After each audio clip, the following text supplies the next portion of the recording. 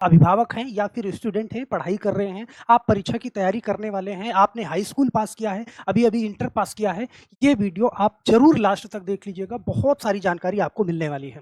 इस वीडियो में हम बात करने वाले हैं एसएससी जीडी 2027 संपूर्ण जानकारी यहाँ पे हम लेने वाले हैं। आखिर ये परीक्षा क्या होती है और क्यों हमको जी-जान से इस परीक्षा में लगना चाहिए? अगर आप ओवर एज हो गए हैं, फिर भी ये वीडियो ज़रूर देख लीजिएगा क्योंकि पीछे से आपकी आने वाली पीढ़ी भी इस लाइन में आएगी, वो भी तैयारी करेगी। तो ये वीडियो अगर एक बार आप देख लेंगे तो बहुत सारी जानकारी आपको हो जाएगी और यहाँ से फिर उसका मार्गदर्शन आप अच्छे से दे पाएँगे। अगर आप अभिभावक हैं, फिर भी आपको बहुत ध्यान से ये वीडियो लास्ट तक देखनी है। इस वीडियो में हम बात करेंगे कि एसएससी जीडी का क्या सिलेबस होता है, ध्यान देना। 100% सटीक जानकारी आपको देने वाले हैं। आयु सीमा, योग्यता, परीक्षा पैटर्न और संपूर्ण सिलेबस सारी की सारी बातों पर हम चर्चा करेंगे और साथ में ये भी चर्चा करेंगे कि इसके बारे में हमें जान लगा देनी है। सबसे पहली वैकेंसी ये हमारे लिए क्यों होती है? ये बहुत ही इंपॉर्टेंट वैकेंसी होती है। तो सबसे पहले हम ये जान लेते हैं कि आखिर ये वैकेंसी कब आती है और पिछली बार ये कब आई थी और आगामी वैकेंसी हमारी कब आने वाली है। तो यहाँ पे जो पिछली भर्ती थी 2026, 1 दिसंबर 2025 को इसका फॉर्म जारी हुआ था और यहाँ पे अप्रैल से मई 2026 के बीच इसका सफलतापूर्वक आयोजन करा लिया गया था। सही है? ये तो पिछली बात हो गई। अब यहाँ पे आने वाली जो भर्ती है, इसका नोटिफिकेशन कब आने वाला है? तो यहाँ पे जस्ट 30 सितंबर तक कैलेंडर के अनुसार इसका नोटिफिकेशन आ ही जाना है। आप जानते हो अगस्त चल रहा है, अगस्त के बाद सितंबर ही आने वाला है। तो कोई भी परीक्षा की आप तैयारी करते हैं तो आपको पूरी रणनीति के साथ लगना होता है। ये बिल्कुल उचित समय है। हो सकता है इस बार आपने हाई स्कूल पास किया हो या फिर इस बार आपने इंटर पास किया हो, तो आपके लिए बहुत ही बेहतरीन समय होने वाला है ये, अगर आप एक बार बहुत अच्छे से समझ लेते हैं पूरी परीक्षा के बारे में। अच्छा, ये परीक्षा कब होगी? तो यहाँ पे ध्यान देना, जनवरी से फरवरी, मार्च, अप्रैल तक ये परीक्षा संपन्न हो ही जानी है क्योंकि आप जानते हैं थोड़ा लेट लपाट होता है। तो यहाँ से अब इसका नोटिफिकेशन आने वाला है और इस बार ठीक-ठाक अमाउंट में ये भर्ती आने वाली भी है। फिर अगले पॉइंट पे हम चर्चा करते हैं यहाँ पे कि योग्यता और आयु सबसे इम्पोर्टेंट चीज़ है कि क्या कौन-सी परीक्षा पास करने के बाद ये फॉर्म भर सकते हैं? तो भैया मैं बता दूँ कि आप किसी भी मान्यता प्राप्त बोर्ड या विश्वविद्यालय से 10वीं कक्षा आपने पास करी हो, सिर्फ़ आपने हाई स्कूल पास करा हो, परसेंटेज मायने नहीं रखता, आपने हाई स्कूल पास कर लिया है, ये फॉर्म आप भर सकते हैं। तो हाई स्कूल पास कोई भी साइड हो, आर्ट साइड हो, साइंस साइड हो, कोई मैटर नहीं करता। हाई स्कूल पास करने के बाद ही आप ये फॉर्म भर सकते हैं, सही है? और हाई स्कूल तो लगभग हर कोई व्यक्ति कर ही रहा है, सही है? अगर आपकी उम्र है 18 साल और आपने हाई स्कूल पास कर लिया है, इंटर पास कर लिया है, तो ये फॉर्म भर सकते हैं, सही है? मिनिमम योग्यता क्या है? हाई स्कूल है। आयु सीमा क्या है? आयु सीमा है 18 वर्ष से 23 वर्ष। ध्यान देना, अगर आपकी उम्र 18 साल हो गई है, आपने हाई स्कूल पास कर लिया, ये फॉर्म ज़रूर भर दीजिए। 18 से 23 ये जनरल के लिए है, ध्यान देना, जनरल के लिए 1823 है, 18 से 23 साल है। तो ओबीसी के लिए क्या है? आप जानते हो ओबीसी के लिए 5 साल की 3 साल की छूट मिलती है, तो ये 18 से 26 साल तक अगर आप ओबीसी हैं तो भर सकते हैं। एससी के लिए क्या है? एससी एसटी के लिए आप जानते हो एससी एसटी के लिए 18 से और यहाँ पे 5 साल की छूट मिलती है एससी एसटी वालों को, तो इसमें आप 5 साल ऐड कर लीजिए, सही है? भाई 23 में 5 साल ऐड कर लीजिए, तो 23-5 कितना? 28 साल हो जाएगा, ध्यान देना। तो 28 साल तक 23-3 26 और 2 साल और ऐड कर लो 28, 28 साल तक एससी एसटी वाला व्यक्ति फॉर्म डाल सकता है। तो ये तो आपकी हो गई आयु सीमा, सही है? ओबीसी हैं तो 18 से 26, जनरल हैं तो 18 से 23 और एससी एसटी हैं तो 18 से 28 साल तक ये फॉर्म डाला जा सकता है। अब मैं वो बातें करने वाला हूँ कि क्यों यहाँ पे आपको स्वर्णिम मौका होता है। अब अगली बात करते हैं, अगला पॉइंट हमारा है क्या? परीक्षा पैटर्न। सबसे पहले ये जान लेना बहुत ज़रूरी है कि परीक्षा पैटर्न क्या है। देखो 4 सब्जेक्ट यहाँ पे पूछे जाते हैं। सबसे पहला है यहाँ पे रीजनिंग। आप जानते हो 20 प्रश्न आते हैं, अधिकतम अंक 40 होता है, मतलब एक क्वेश्चन 2 नंबर का होता है। फिर उसके बाद सामान्य ज्ञान जीके जीएस जो आता है वो 20 क्वेश्चन आते हैं 40 नंबर के। प्रारंभिक गणित यहाँ पे 20 क्वेश्चन 40 नंबर के और अंग्रेजी या हिंदी दोनों में से कोई एक सब्जेक्ट आपको चुनना होता है। देखो कुछ लोग अंग्रेजी से डरते हैं तो उनके लिए भी कोई टेंशन नहीं है, वो हिंदी चुन सकते हैं, मतलब हिंदी से डाल सकते हैं। और जिनकी इंग्लिश सही है वो इंग्लिश से, मतलब 20 क्वेश्चन यहाँ से भी आता है 40 नंबर का। टोटल जो है यहाँ पे 80 क्वेश्चन आपसे पूछे जाते हैं और 80 क्वेश्चन कितने हो गए? एक क्वेश्चन 2 नंबर का, तो यहाँ पे 160 नंबर के हो गए। टोटल समय आपको 1 घंटे का मिलता है, सही है? 1/4 माइनस मार्किंग है, अगर एक क्वेश्चन 2 अंक का है तो 1/4 क्या हो जाएगा यहाँ पे? 0.5, मतलब आधा नंबर। अगर एक क्वेश्चन आप गलत करते हो तो आधा नंबर आपका कटेगा, तो माइनस मार्किंग भी यहाँ पे है, ध्यान देना।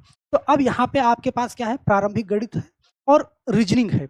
ये दोनों के दोनों सब्जेक्ट मैं आपको पूरी तरीके से कंप्लीट करवाने वाला हूँ। इस चैनल पे आपको प्रारंभिक गणित वाली क्लासें मिलेंगी और दूसरे चैनल पे गाइडेंस वाले पे, जेके गाइडेंस वाले पे आपको रीजनिंग की क्लासें मिलेंगी। गारंटी है 20 से 19 नहीं होने देंगे अगर आपने पूरी तरीके से साथ दिया।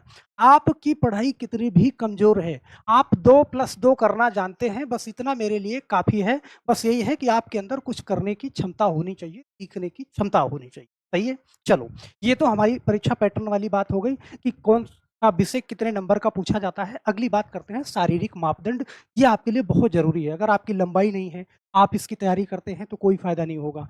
यहाँ पे ध्यान देना जनरल ओबीसी एससी ये 170 सेंटीमीटर पुरुषों के लिए, 170 सेंटीमीटर ध्यान रखिएगा। बहुत सारी आबादी 170 सेंटीमीटर नहीं है, तो बहुत सारे लोग यहाँ से बाहर हो जाते हैं। अब एक-एक पॉइंट आप यहाँ से समझिएगा कि 170 सेंटीमीटर जिसकी लंबाई नहीं है, वो यहाँ पे फार्म नहीं डाल पाएगा। जिसकी उम्र जनरल का है और 23 साल से ज़्यादा है, तो वो फार्म नहीं डाल पाएगा। ओबीसी का है 26 साल से ज़्यादा है, तो वो फार्म नहीं डाल पाएगा। एससी का 28 साल से ज़्यादा है, तो वो फार्म नहीं डाल पाएगा।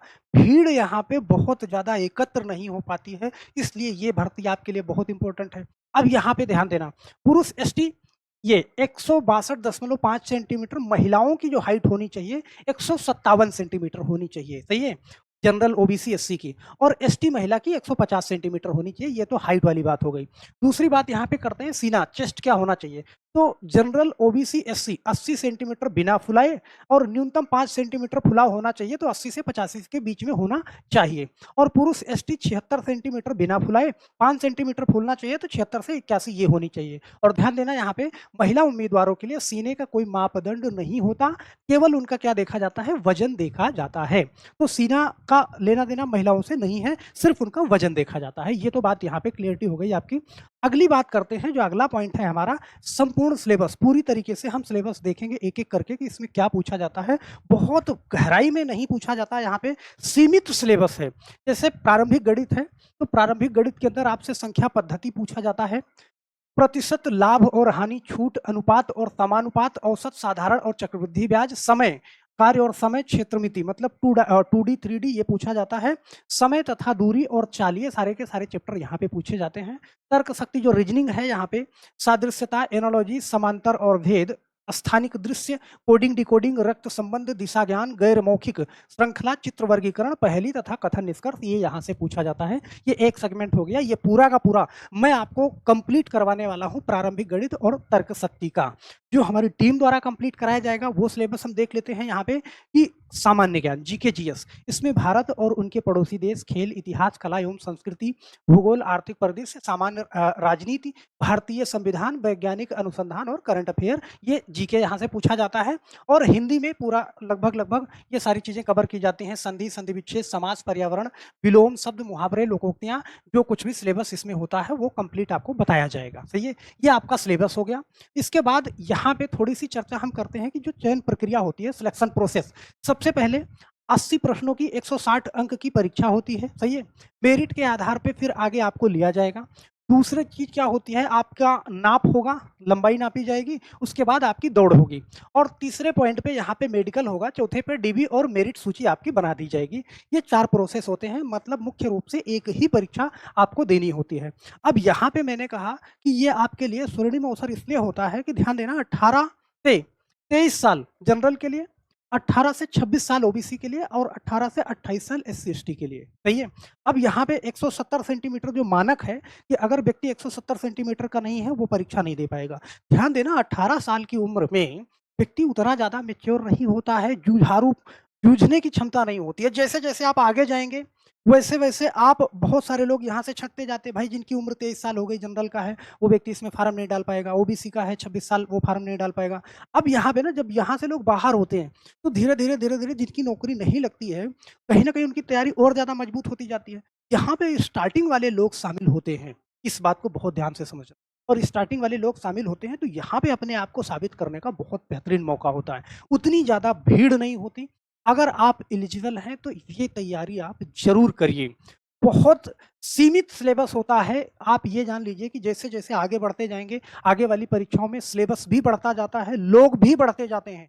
ये स्टार्टिंग होता है यहाँ से। अगर यहाँ से आप ले लेते हैं नौकरी तो ये आपके लिए आसान होता है, नहीं तो आगे चीज़ें फिर बहुत ज़्यादा आपके लिए कठिन होती जाती हैं। तो हमें आशा है कि सिलेबस चयन प्रक्रिया ये सारी चीज़ें हमने जो डिस्कस किया है, ये तो आप समझ गए होंगे। अगर फिर भी कोई कन्फ्यूज़न होता है तो नीचे कमेंट बॉक्स में ज़रूर डाल दीजिएगा।